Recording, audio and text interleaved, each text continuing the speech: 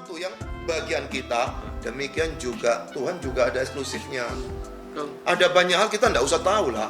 Yang ada dalam Alkitab 66 kitab aja sudah pusing kok minta ada yang wahyu baru. 66 aja sudah pusing kok. Nah itu lagi 66 aja sudah pusing kok mau tambahin baru.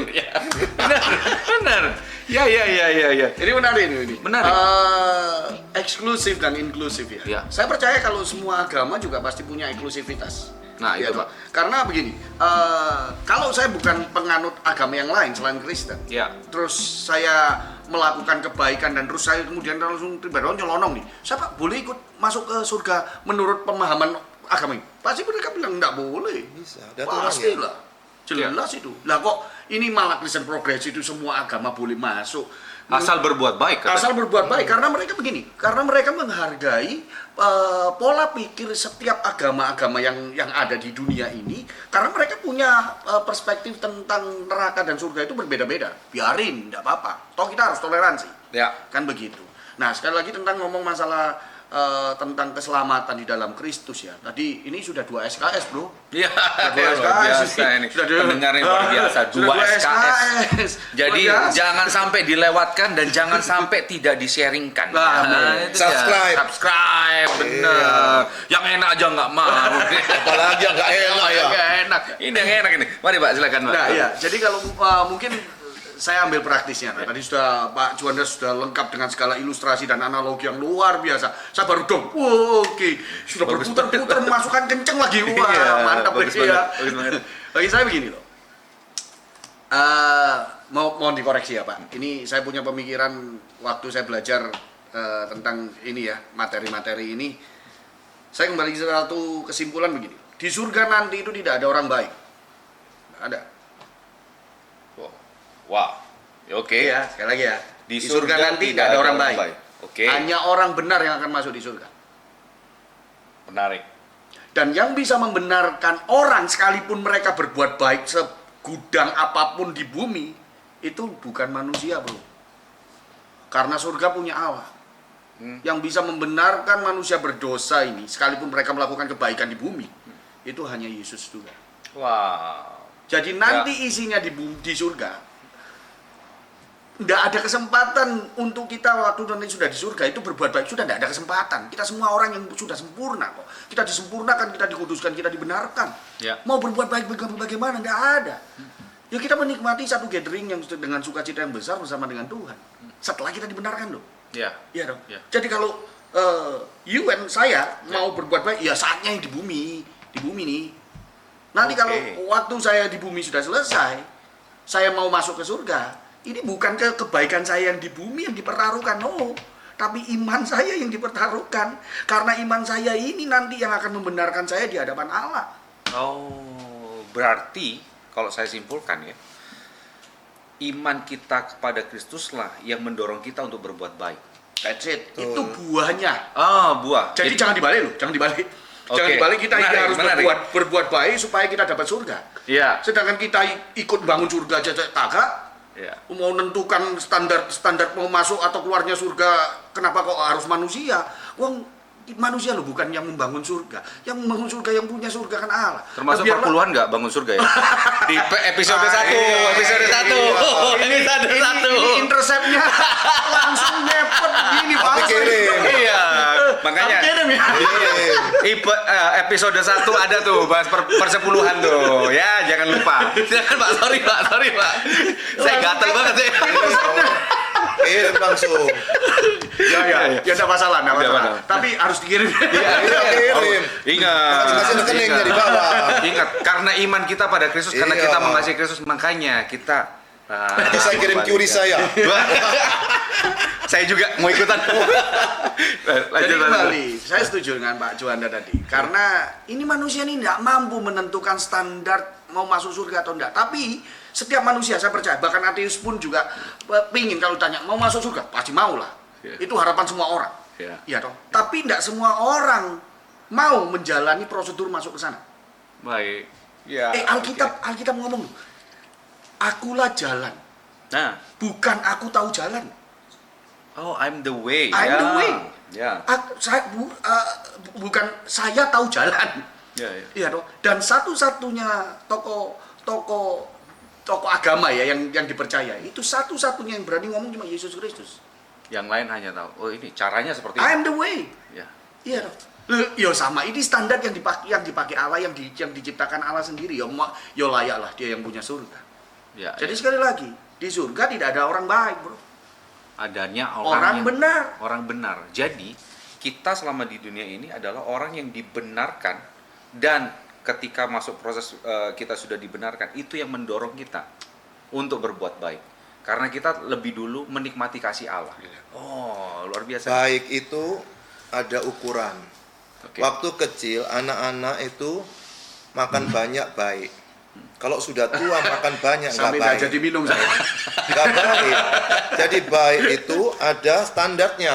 Coba siapa punya anak waktu kecil, jangan makan, nanti sakit. Enggak Makan kan? yang banyak, supaya Makan yang jangan- banyak. Cepet Sudah tinggi. tua nggak boleh makan lagi. Kemudian dikasih takut-takutin ada ini, ada itu. Saya nggak mau ngomong yang takut-takut nanti ada yang marah gitu. Artinya adalah ditakut-takutin nggak boleh itu. Berarti dulu yang baik jadi nggak baik. Maka dari itu pada waktu kita ngomong baik sama Tuhan, saya teringat 1 Petrus, ini ada Alkitab kan Kristen loh. Ya. Karena Kristen saya Tadi baca belum buka Alkitab. Alkitab, Bro. Iya, benar ya, Iya. benar. Saya buka 1 Petrus pasal 3 ayat 17, itu ngomongnya kayak begini. Keren nih ngomongnya Petrus ini. Sebab lebih baik menderita karena berbuat baik. Jadi keren nih. Sebab lebih baik menderita karena berbuat baik. Tapi koma, jika hal itu dikehendaki Allah. Jadi berbuat baik aja tidak sesuai kehendak Allah, jadi nggak baik di mata Allah. Tapi di mata kita jadi baik. Diulang lagi, Pak. Diulang lagi. Oke, Ini keren oke. ini. 1 Petrus Keren ini. 3 Keren. Ya. ayat 17, saya baca utuh dulu aja. Ya. Sebab lebih baik menderita karena berbuat baik, jika hal itu dikehendaki Allah, koma lagi, Ya. daripada menderita karena berbuat jahat. Nah sekarang kata jika hal itu dikehendaki Allah saya hilangkan, maka kalimatnya jadi seperti ini. Sebab lebih baik menderita karena berbuat baik. Wah itu pasti semua setuju. Daripada menderita karena berbuat jahat.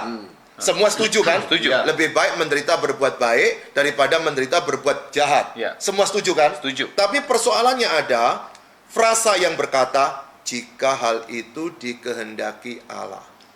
Berarti Wow. di hadapan manusia aja ada standar waktu kecil sama waktu tua tadi. Ya. Apalagi di hadapan Allah. Apa bisa jadi baik?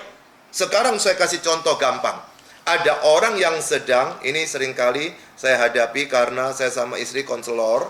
Jadi ada orang yang sedang menghadapi persoalan berat. Lalu orang tua itu curhat. Kok anakku seperti ini, menghabiskan uang seperti ini? Lalu tanya bagaimana? Lalu kami bilang sama istri, jangan dikasih uang. Kasihan Pak, nanti makan apa? Lo katanya mau baik. Oh, ya. Jadi kalau mau baik ya biarin aja kan. Ya. Kenapa ada orang yang berbuat kejahatan? Contoh dia narkoba. Lalu ini ada orang tanya juga, Pak, tolong doakan anak saya Pak. Loh kenapa memang? Aduh masalah Pak. Ya tolong omong dulu masalahnya baru saya doakan. Karena saya pernah di Kibulun juga. Ada orang jadi pacar, suruh doain saya. Sudah nikah nggak berhenti kan? Tetap terus ngomong. Cari pacar terus toh. Nah ini dia ngomong, gini Pak, ketangkep polisi Pak. Oh kenapa? Waduh dia ketangkep sama temennya. Kenapa? Malu dia kan? Akhirnya ngomong, dia kena narkoba. Oh iya, dia di situ bandar, penjual atau pemakai. Tiga Pak. Aduh. Tolong doakan Pak. Saya tanya lagi, isi doanya apa? Tolong doakan toh. Saya tanya lagi, isi doanya apa? Pengen didoakan seperti apa? Iya. Oke. Baik. Kalau saya doakan supaya bebas, nggak adil dong. Ya. Kalau saya mau doakan dia, semoga masuk lama-lama, wah mamanya marah-marah sama saya. Ya. Jadi pada waktu dia ketangkep, disitulah Tuhan akan berkarya. Kalau memang ibu tahu, kita tahu sekarang bahwa Allah turut bekerja dalam segala sesuatu untuk mendatangkan kebaikan. Jadi kebaikannya ada standarnya atas. Ini kan ngomong kebaikan tadi toh. Jadi ada standar lokal, ada standar sana, ada sana standar sini. Oke. Jadi bagaimana standar kita yang dipakai? Itu Berarti dia. pusat utamanya adalah pribadi Allah dan kebenaran Allah. Betul. Di dalam kita ini. Toh kalau kita mengerti tentang ini, Meskipun ada ajaran bahwa perbuatan baik itu yang menyelamatkan kita toleran dan segala macam. Kita dengan mengerti kebenaran bahwa Allah itu adalah pribadi bukan hanya penuh kasih, bukan adalah pribadi yang Allah adalah kasih itu, tapi dia adalah pribadi yang kudus juga. Betul. Dan penuh kebenaran. Dan ini yang membuat kita semakin, oh iya, kita tidak mampu. Satu sisi kita tidak mampu mengikuti standarnya. Dan satu sisi juga kita perlu kasih Tuhan. Itu yang menyelamatkan Betul. kita. Oke, menarik sekali ini. Boleh saya tambahkan? Iya, Di sini. Pak. Ngomong masalah tentang keselamatan, itu Kristen progresif meniadakan tentang keadilan Allah. Oh, Jadi mereka menganggap Allah yang sampai tadi kan Pak Juanda bilang Allah Bapa mengorbankan anaknya di atas kayu salib supaya untuk jadi penebusan bagi umat manusia. Mereka menolak itu. Karena bagi mereka tidak mungkin Allah yang kasih ini sampai tega ini Korbankan. membuli anaknya sendiri, Iya. dikorbankan untuk manusia yang belum tentu mengenal dia gitu. Iya. Itu sudah langsung ditolak. Bahkan mereka lebih jauh. Mereka tidak percaya, tidak mempercayai surga dan neraka dalam bentuk spot, dalam bentuk place ya, tempat ya. Mereka menolak itu. Karena tidak mungkin Allah yang kasih itu tega membuang manusia ciptaannya itu ke dalam neraka. Kalau itu secara literal ya, membuang ke neraka, dan di mana di sana ada ratapan dan kertakan gigi ya. Iya. Nah, itu kan berarti kan ini kejam sekali nih Allah yang model kayak begini. Nggak mungkin itu. Nah, saya tahu pola pikir mereka itu begini. Mereka berpikir orang yang dicemplungkan ke neraka itu sampai teriak-teriak minta tolong supaya dilepaskan, mungkin juga minta ampun dan sebagainya dalam versi mereka, dan Allah tetap membiarkan, dan sedangkan sampai akhirnya mereka memandang Allah ini kejam. Oh, ini bukan Allah yang di Alkitab ini, bukan dia, makanya dibuang nih. Iya, toh. Nah, sedangkan kita harus tahu, tadi kan sudah bilang ya, Allah itu maha kasih, tapi dia juga maha adil. Yes. Ya. Yes. Ya. Anda tidak sesuai dengan standar kealahannya dia. Bagaimana kita harus mau menerima dia untuk masuk ke kehidupan kekal? Ya sudah, berarti engkau akan berhadapan dengan keadilan Allah. Ya. Begitu. Nah, sedangkan sedikit Alkitab kan ngomong nih ya. Tadi saya juga buka Alkitab dong. Ya, biar Kristen gitu. Biar kelihatan Kristen gitu. Kristen Alkitabiah. Alkitab kita. Matius 13 ya. Matius 13. Matius 13 ayat 42. Semuanya akan dicampakkan ke dalam dapur api. Semuanya siapa ya? Yang orang-orang sesat, dibilang ini di Matius yang bilang orang-orang sesat yang tidak mengenal Kristus, yang tidak mengenal Allah. Semuanya akan dicampakkan ke dalam dapur api. Di sanalah akan terdapat ratapan dan kertakan gigi. Nah, kita bisa menerjemahkan ratapan ini ya, orang kalau menderita ya pasti meratap lah. Aduh sakit. Jangankan kena api, dijewit saja, aduh sakit, itu kan meratap. Ya. Ya, tapi bagaimana dengan kertakan gigi? Nah, banyak orang termasuk Kristen progresif itu menerjemahkan kertakan gigi itu satu ekspresi penyesalan sampai kayak begini gitu ya. Dan untuk minta ampun seperti yang ada di karikatur gitu ya, sudah Tuhan dulu. Padahal enggak juga. Alkitab banyak contoh, apalagi di Perjanjian Lama. Kata kertakan gigi itu menunjukkan satu amarah dan siap menyerang orang. Oh, Bahkan di kitab Ayub sendiri, Ayub menggambarkan Allah yang sedang murka itu dengan kertakan gigi. Jadi tujuannya Geram. betul. Nah, Yeremia juga bilang begitu. Jadi di mana bangsa-bangsa kafir itu untuk siap menghancurkan bangsa Yehuda, itu digambarkan dengan mereka mengertakkan gigi, siap untuk membasmi. Satu amarah yang harus dilepaskan. Nah, kalau dengan deskripsi semacam ini, kita nanti akhirnya tahu bagaimana gambaran akhir zaman nanti orang-orang yang dimasukkan di neraka. Mereka bukan seperti gambaran kita, nanti mereka pengen bertobat supaya mereka bisa masuk ke surga. No way out ya. Justru sampai kepada kekekalan pun mereka tetap akan menolak Kristus. Wah. Jadi apakah Allah adil? Yes, He is. Ya. Iya. Apakah Allah kasih? Betul. Kesempatan masih ada. Ya. Kau percaya Yesus, masuk surga. Tutup mata di bumi, buka mata di surga, bro. Wah, itu dia. Tapi kalau misalnya tidak, ya itu yang didapatkan ya keadilan Allah. Lu Ya. Allah adil lu. Sudah dikasih standarnya. Tinggal kau mau percaya di dia. Terima karunianya tidak, terima anugerahnya tidak. Kalau tidak ya sudah, engkau akan berhadapan dengan keadilan Allah. Wah, Begini. Ini yang kalau saya bilang ya, dari apa yang terjadi, yang muncul Kristen progresif, bagian ini yang tidak dilihat. Dan kalau menurut saya awalnya kan dari pembenaran tadi, melihat Alkitab itu bukan sebuah otoritas tertinggi, tapi diri kita sendiri yang jadi otoritas tertinggi, yang akhirnya terjadi beberapa penyelewengan.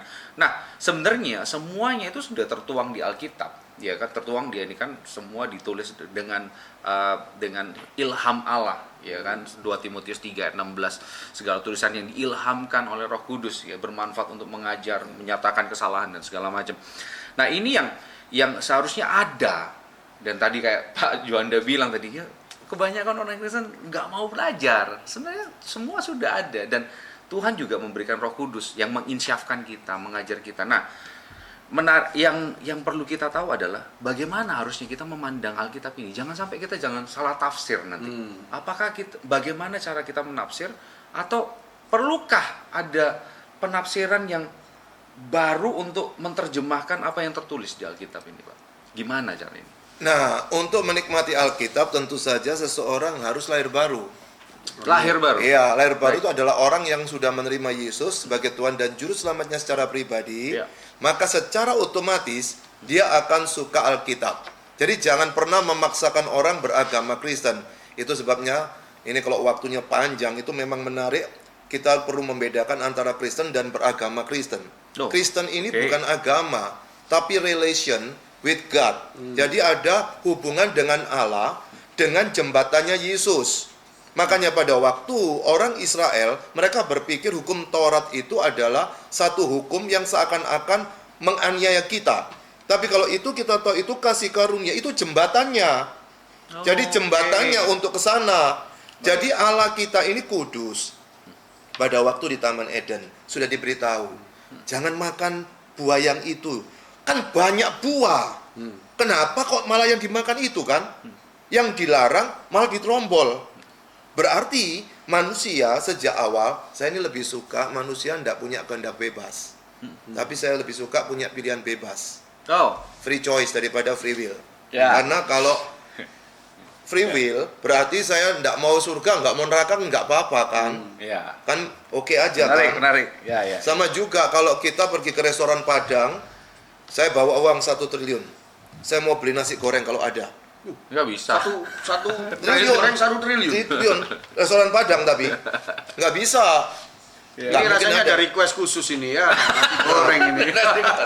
Tapi kalau datang sama juga pergi ke mall, kita mau beli truk, nggak ada juga kan? Jadi kita hanya bisa memilih apa yang tersedia. Demikian juga di Taman Eden, hanya memilih mau ngelanggar atau enggak. Ketika keluar, Baik. tetap dikasih ukuran, batasan, milih ini atau enggak. Ya. Lalu orang bilang begini, Tuhan kok cek jahat? Loh kita ini ciptaan. Bagaimana kita mau ngomong tentang dia atau kita mikirkan yang macam-macam tentang dia, tapi tidak sesuai dengan apa yang dia wahyukan, yang dia firmankan. Contoh begini, tadi yang bos tadi.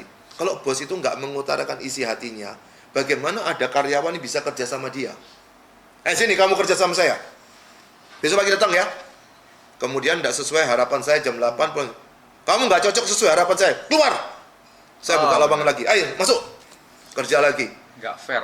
Sampai kapanpun, Ya. saya nggak punya pegawai. Nggak ada yang cocok. Nggak ada yang cocok. Betul. Maka Tuhan Allah kasih standar. Standar sebelum jatuh dalam dosa, itu hati nuraninya dia. Ya. Dengan ukuran, aturan, nggak boleh makan. Tapi bukan namanya Taurat, tapi itu juga law kan? Ya. Aturan. Aturan. Kita kan nggak mau ngomong itu law, Ya. padahal itu law juga. Kemudian ketika keluar Kain dan Habel, membunuh kan belum ada lawnya. Ya. Tapi ada hati nuraninya.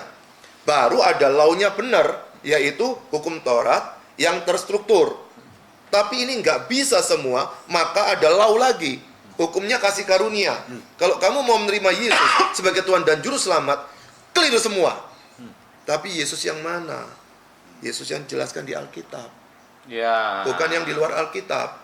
Karena kalau posisi kita keliru tentang Allah, maka seperti mereka, tadi seperti Pak Roni katakan, bahwa mereka tidak bisa menerima keberadaan Allah yang mengorbankan anaknya yang tunggal. Nggak masuk akal. Lo masuk tapi akalmu nggak cukup, bro.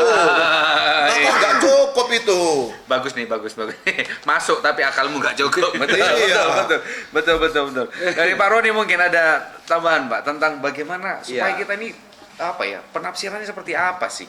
Supaya kita tidak terjebak di dalam pembenaran yang tadi awal pembahasan kita. Kristen progresif itu memandang Alkitab itu sebagai salah satu dasar. Dan itu bukan firman Tuhan. Itu hanya ya kayak buku yang pernah kita baca atau mungkin koleksi-koleksi di perpustakaan begitu. Karena mereka menganggap gini, Yesus ini orang baik.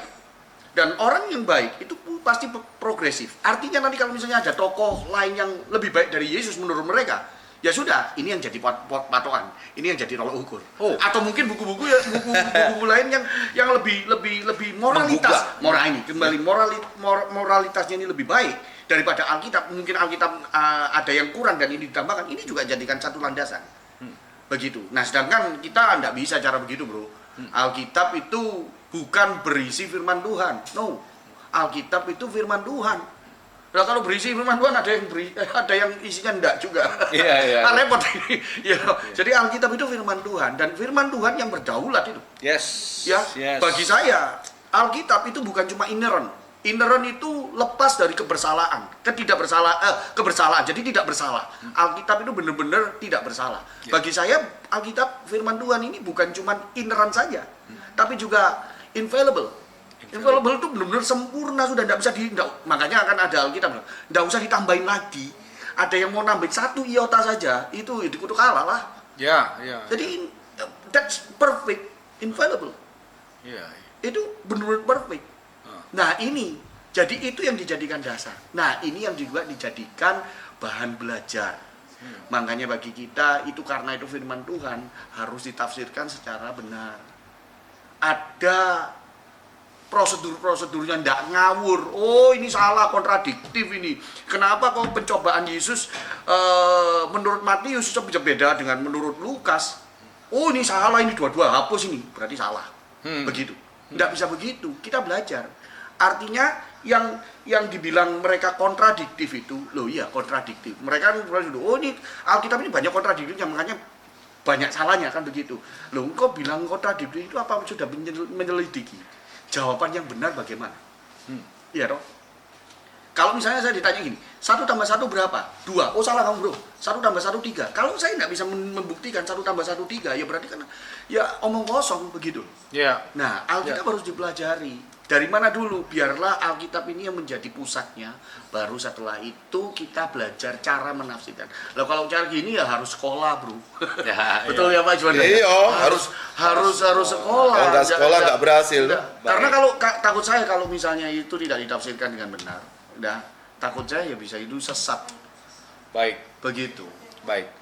Jadi kalau saya simpulkan secara ini ya, aplikatifnya, berarti peran gereja dalam memberitakan pengajaran yang begitu sehat itu sangat penting. Betul, Pak. Penting. Nah, kalau dari Pak Juanda dan Pak Roni ini pas banget nih narasumber kita hari ini tuh sebagai kabit teologi dan juga kabit pendidikan dan pemuritan. Ini pentingnya pemuritan dan pentingnya pengajaran yang sehat di setiap gereja lokal.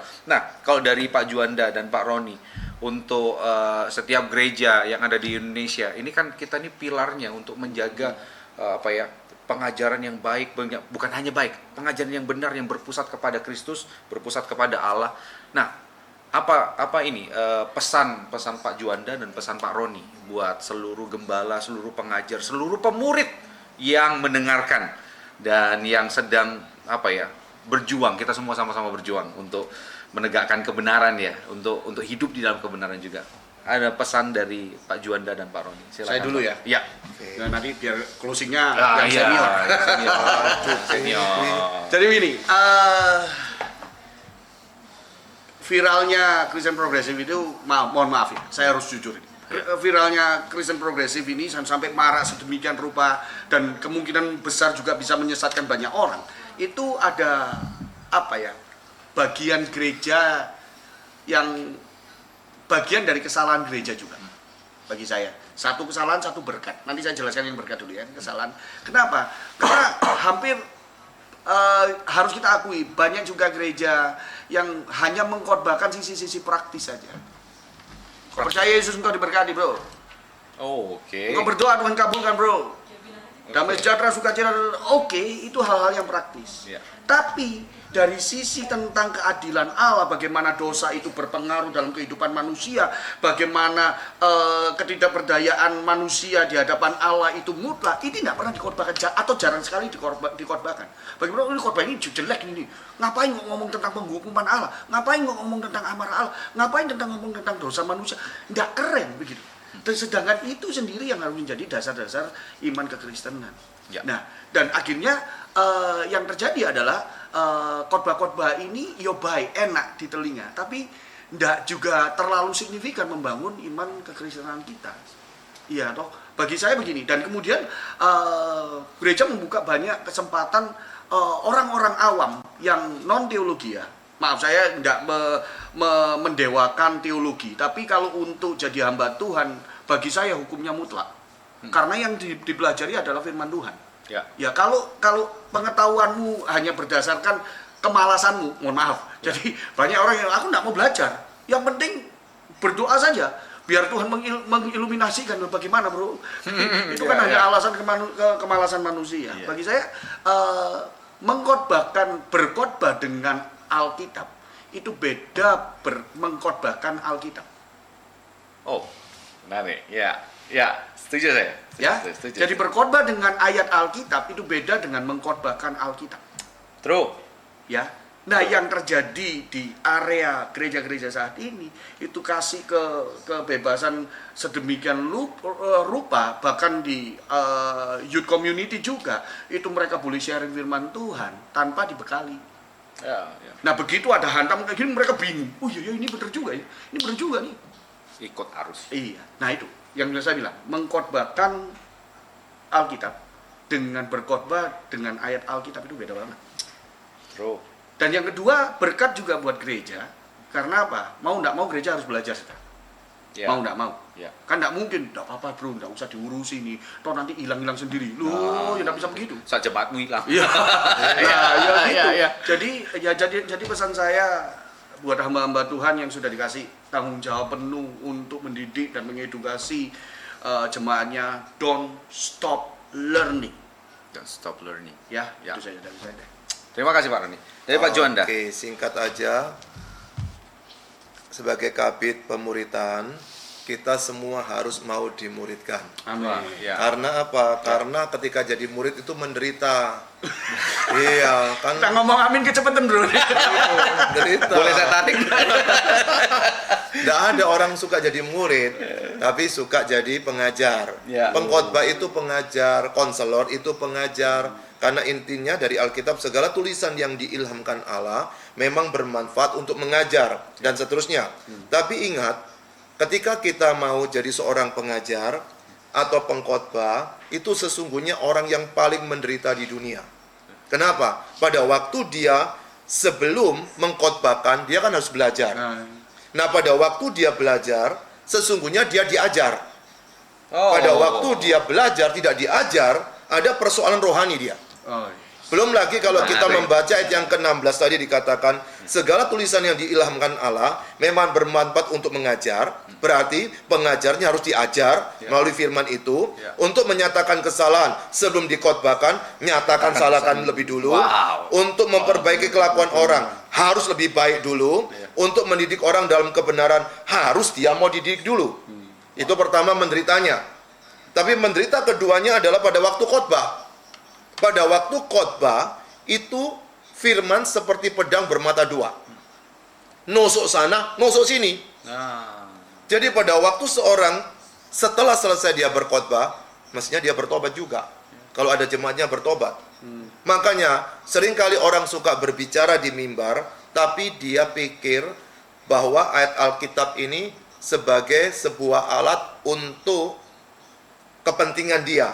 Atau mungkin popularitas kek, atau mungkin karena dia harus menghidupi gerejanya kek. Jadi dia tidak mendapatkan manfaat dari firman. Makanya seringkali saya mengajar ketika di kelas ilmu berkhotbah, saya ini sampai hari ini saya hanya mengkhotbahkan apa yang sudah saya lakukan meskipun jatuh bangun. Karena kalau saya nggak jatuh sudah mati saya. Berarti saya sudah sempurna kan? Masih jatuh. Paulus juga jatuh. Kecuali Yesus tidak. Ya. Semuanya pernah mengalami kejatuhan itu.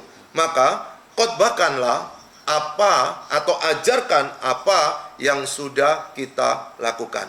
Jangan cuma copy paste. Meskipun itu materinya bagus dari buku-buku yang bagus. ChatGPT, Pak. Iya, atau ChatGPT.